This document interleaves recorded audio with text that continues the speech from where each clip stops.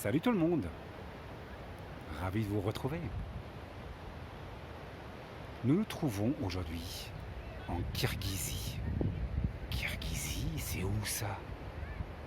Eh bien, Kirghizie est un des pays de l'Asie centrale. Vous connaissez peut-être les autres pays de l'Asie centrale, Ouzbékistan, Kazakhstan, Tadjikistan, Turkménistan. Et nous voici en Kirghizie. Nous nous trouvons actuellement à 50 km au sud de la capitale Bichkek, dans un parc national qui s'appelle Ala-Archa. Qu'est-ce qu'il y a de joli ici? Eh bien, vous voyez vous-même, hein, de la super montagne, de l'eau qui déferle les montagnes. C'est un paradis pour randonneurs. En règle générale, je vous le recommande, ce pays. Les gens sont très sympathiques. La nature est superbe. On peut faire des vacances en montagne, mais aussi au lac Issyk-Kul, par exemple, pour se baigner. Un lac a priori salé, mais qui n'est pas très salé. En tout cas, pas si salé que la mer. Moi, je dirais presque un lac d'eau douce.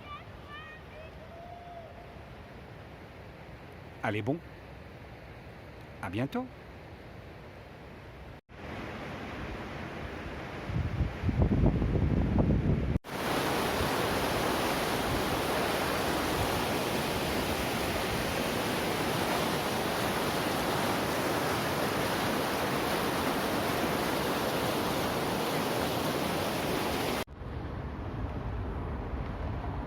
Et nous voilà à Bichkek. Je me trouve devant le Parlement de la République de Kirghizie. Voilà où ça se passe donc.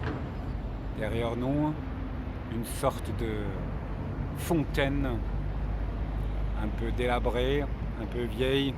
On se demande même si elle fonctionne encore. Bien, allez, on discute un petit peu du pays. La Kirghizie ou le Kirghizistan, les deux appellations sont justes. À 6,5 millions d'habitants. Donc fait partie plutôt des petits pays. On paye ici avec les sommes. Environ 85 sommes égales actuellement $1 ou €1, comme vous voulez.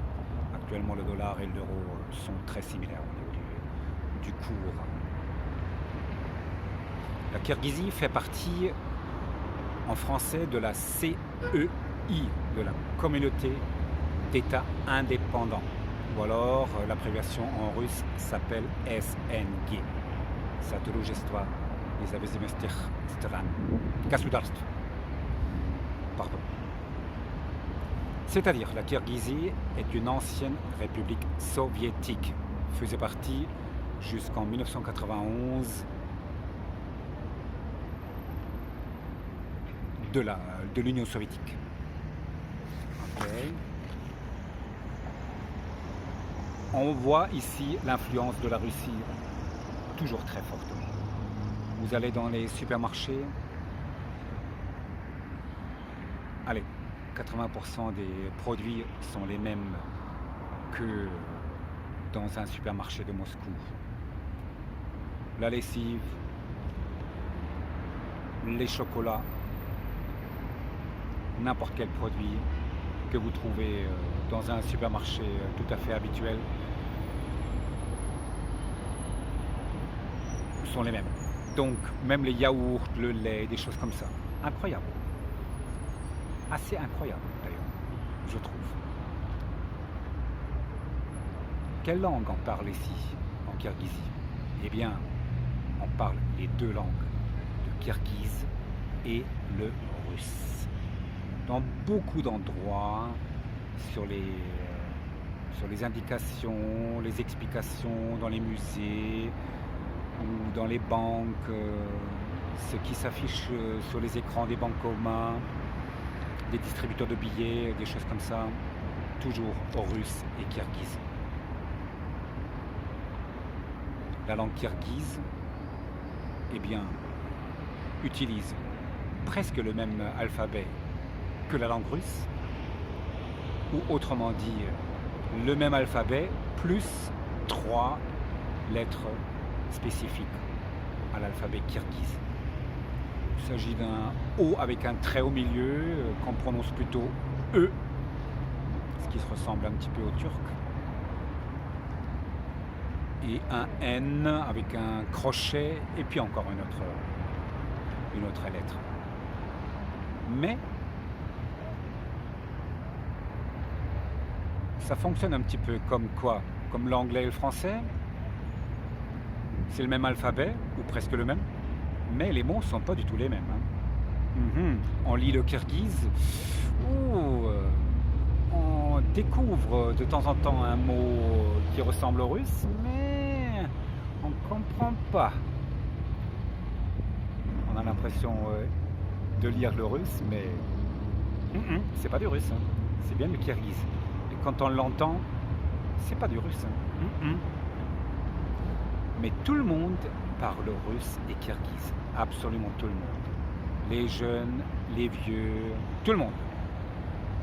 À l'université, certains cours sont uniquement en russe. Il est impératif que les enfants apprennent le russe. Il y a des écoles où on parle que le russe.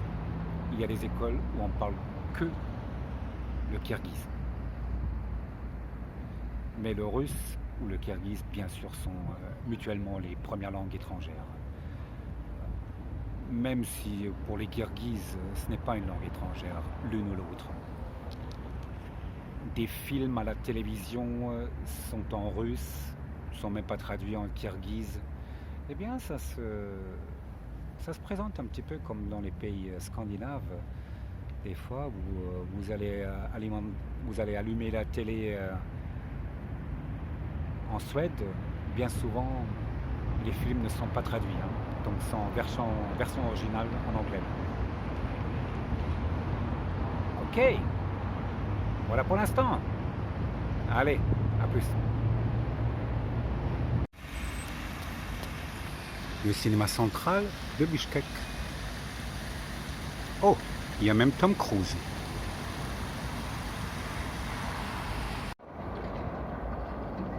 Et nous voilà sur la place centrale de Bishkek, la place Alato.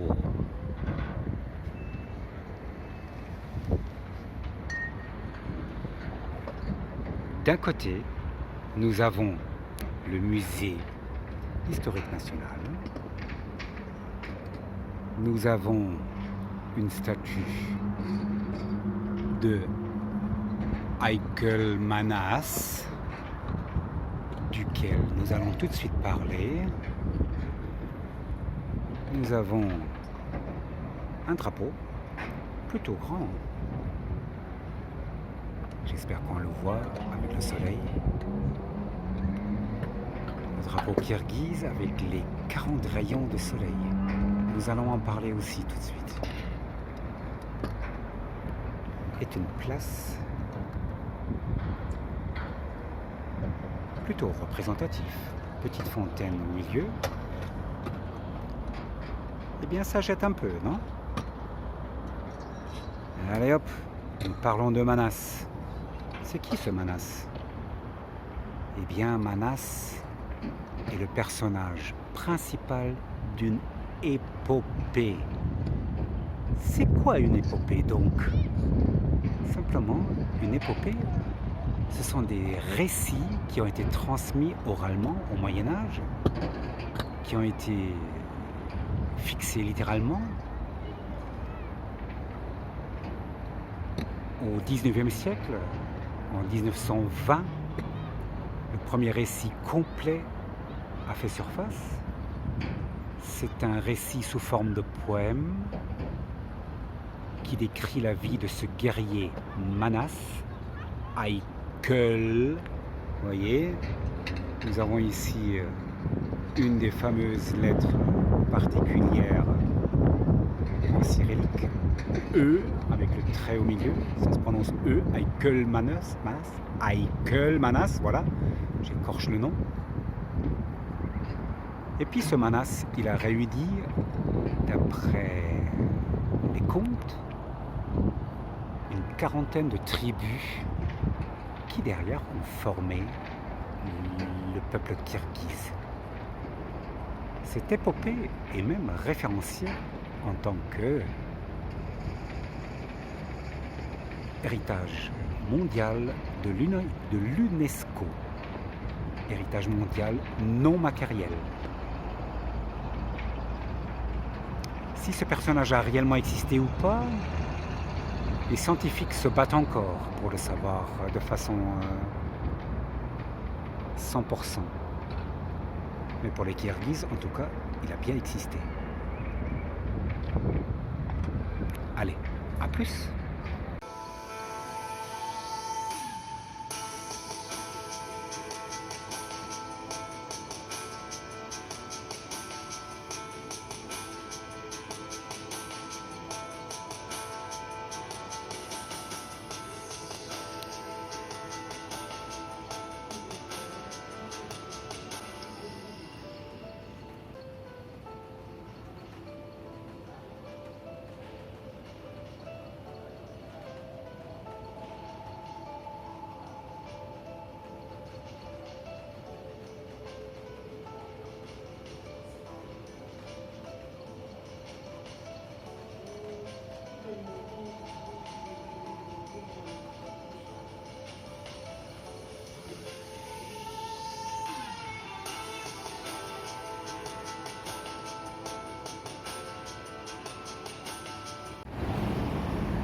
Bonsoir tout le monde, j'espère que vous m'entendez avec ce bruit des moteurs. Oula, celui-là on avait faim. Nous nous promenons encore un petit peu à Bishkek. Le samedi soir, les étudiants sont déjà de retour. Eh bien, il y a la vie à Bishkek.